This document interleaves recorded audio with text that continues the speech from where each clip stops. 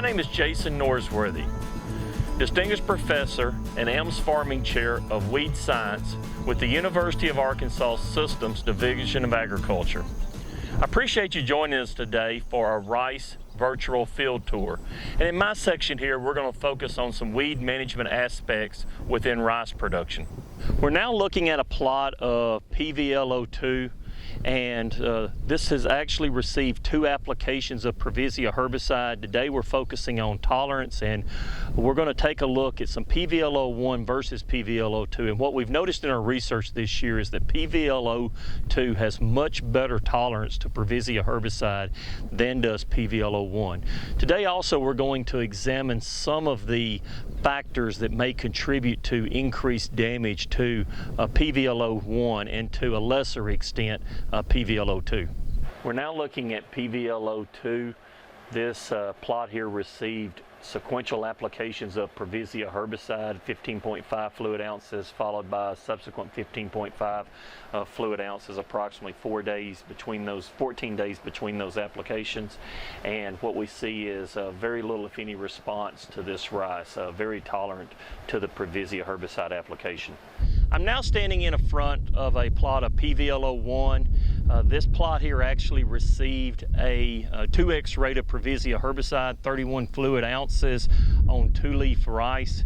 We came back immediately after that and we flushed the field. Also at the time of application we had some cloud cover, and what I wanted to showcase here is again that PVL01 just does not necessarily have as high degree of tolerance to Provisia herbicide as much as what we see with PVL02. What we notice here is that we did have some stand loss again with this 2x rate. We came back immediately after flushing.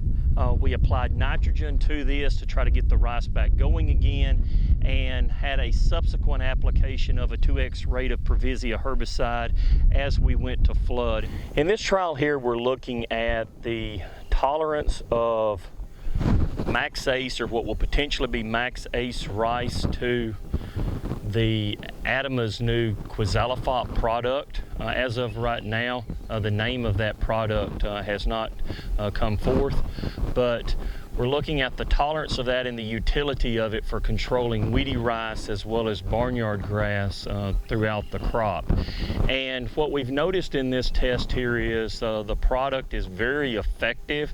You see in the plots where we've actually sprayed it, a very high level of weedy rice control as well as barnyard grass control within it. The date of commercialization of this technology is not yet fully known, possibly 2021, but we may be looking at 2022.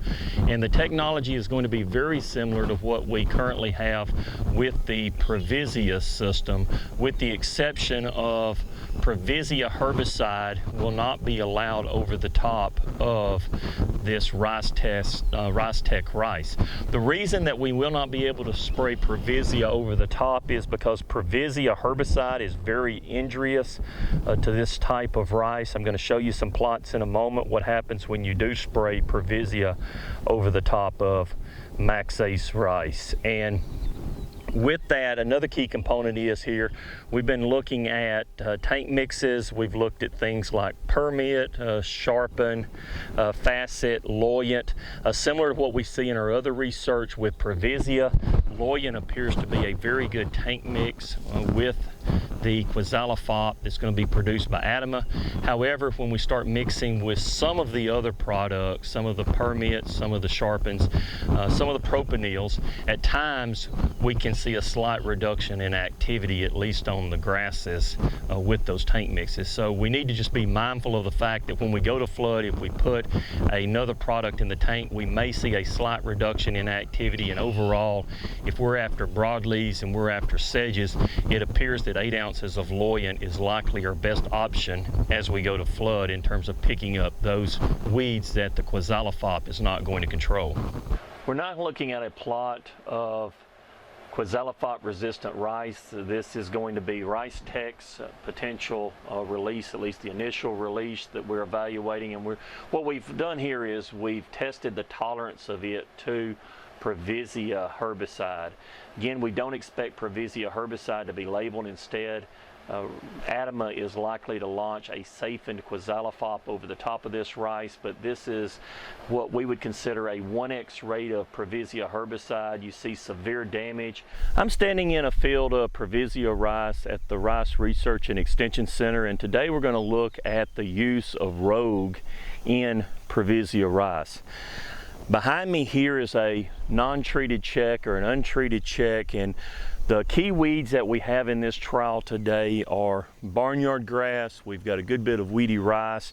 We have some rice flat sedge, yellow nut sedge, and coffee bean or hemp sesbania.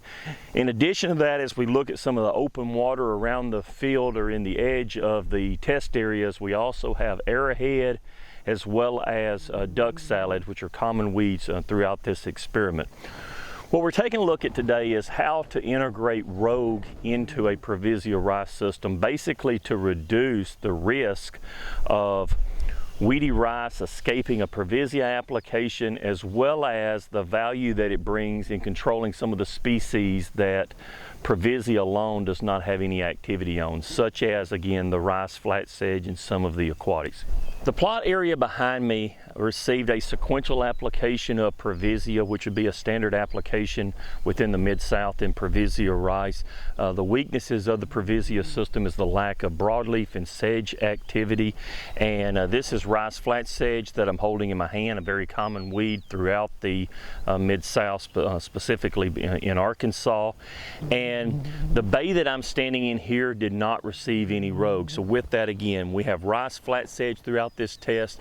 Behind me here we see a yellow nut sedge starting to emerge above the canopy. Again, we've got coffee bean in here or hemp sesbania that's beginning to break through the canopy, as well as a little bit of Eclipta out here. These are weaknesses of a Provisia system, a grass only system. Okay, here's a weedy rice plant growing in a plot. This plot received sequential applications of Provisia, and what we're hoping to do with the rogue herbicide is by integrating it into that system, we're wanting to eliminate these escapes. These plants that survive 2 applications of Provisia are going to be high risk for us to develop resistance to the Provisia herbicide, and again, the rogue is helping us to protect against resistance developing within these types of weedy rice biotypes. I want to talk a little bit about the use of Loyant for pigweed control in row rice. One of the major weeds that we have in row rice is obviously Palmer amaranth, and Loyant is a very effective herbicide in controlling Palmer amaranth. What we're looking at in this trial is actually coming in and treating large Palmer amaranth with Loyant. We looked at 4 ounces, 8 ounces, 12 ounces, and 16 ounces, with the 16 ounce being a 1x rate of the herbicide. And we're looking at single applications and sequential applications. The first application was made on 10-inch pigweed in this trial here. Again, that would be extremely large pigweed, larger than what you're going to find on the label. And the plot that I'm standing in here now has 8 ounces of Loyant on the 10-inch pigweed. We did not follow this with a subsequent application, and what we have here is overall I'm going to say that we probably have 65–70% control. Here's an untreated check where we have not applied Loyant to this, just to give you some indication of the size of the pigweed in the absence of a Loyant application, gives you some idea as to the level of control that we received with the Loyant application on the 10-inch pigweed in the treated plots. I'm now standing in the center of a plot that was sprayed with 16 ounces of Loyant on 10-inch Palmer amaranth, and again, similar to what we saw with 8, we do have decent control, but overall 1 application is not sufficient. Another key point to make here is really we cannot wait until we have 10-inch Palmer amaranth. One thing that we're going to observe here that I'm very confident is not only the lack of control, but we've also got to consider the early season interference that we would have, especially where we have high populations of Palmer amaranth in a field like this. I'm now standing in a plot that received sequential applications of 8 ounces of Loyant. The first application would have been applied on 10-inch Palmer amaranth. We would have come back 14 days later with another 8-ounce application, and overall I think this is really what we can expect from the herbicide. 16 ounces really doesn't look any different. Some of these bare ground areas, we've had some plants that's reemerged because we didn't have residual activity, but overall, very effective in terms of controlling palmer amaranth. While we're also standing in this plot, just want to point out the fact that not all broadleaves are sensitive to a Loyant herbicide. We have some activity on this cut leaf ground cherry that we have within the plot, but overall we see a high degree of tolerance to cut leaf ground cherry to sequential applications of Loyant. Another weed that I've seen at times in row rice is going to be entire leaf morning glory or ivy leaf morning glory.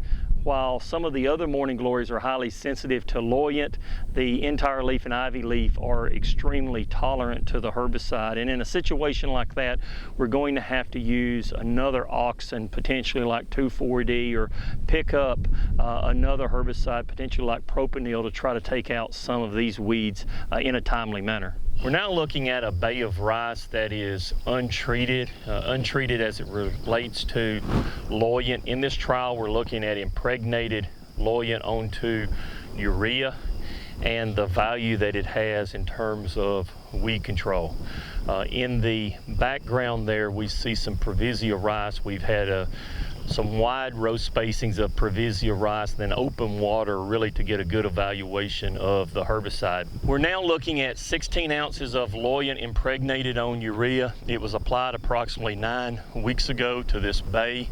Outside of clomazone that was applied early post, there would be early post as well as the use of Provisia to control the grasses. There'd be no other herbicides used within this bay. We see a high level of duck salad control. The yellow nut sedge in this test here would have been approximately 4 to 5 inches at the time of application, and you do see a very good level of control with it. We're now looking at the foliar application of Loyant. This will be 16 ounces applied approximately 9 weeks ago. We've had a high level of control throughout most of the growing season on this open water, and we're starting to see a little bit of break in this plot, which is to be expected with that length of time. I want to talk a little bit about some of the damage that we see associated with Loyant on some of the sensitive cultivars of rice. Here's where we have a foliar application of Loyant that was applied to this rice as we went to flood, and we're now 6 weeks after flooding. Typically what we would have at this point is a dense canopy within this rice, but because of the Loyant damage that we've had earlier within these plots, we still have a very open canopy rice, and we're several weeks, at least a couple of weeks from this rice recovering from that initial damage and actually being able to canopy. So really the goal is, again, through use of impregnated Loyant on the urea, we're hoping to minimize this damage that we're observing here, and in turn have a high level of weed control. Really the main point to focus on here though is what value would we have with impregnated Loyant. What we see here is, or what we've seen in the research this year, is that 16 ounces of Loyant impregnated on urea fertilizer is going to be very effective in controlling the duck salad, the rice flat sedge, small yellow nut sedge. What we've seen is if it's 2 inches or less and we can get a 2-inch flood, we've been effective in terms of controlling it. We've had very good activity on coffee bean or hemp sesbania that's 4 to 5 inches if we can get a 2-inch flood on it. And I get a lot of questions about row rice. What activity would we have out of impregnated Loyant impregnated on urea on row rice? And we really probably would not expect to get effective control of a weed like palmer amaranth in the absence of a flood. So I wouldn't recommend it there, nor would I expect to see effective control of barnyard grass, even seedling barnyard grass like the small one shown here, with Loyant impregnated on urea. I appreciate you joining us today for this virtual field tour. Hopefully the information you've seen and heard on this tour can be a benefit to you. And as we close today, I'd just like to say thank you. Thank you to the Arkansas Rice Checkoff Program and the funds that are administered by the Arkansas Rice Research and Promotion Board that allows the research that you saw today here to actually be possible. Thanks. Look forward to seeing you in the future.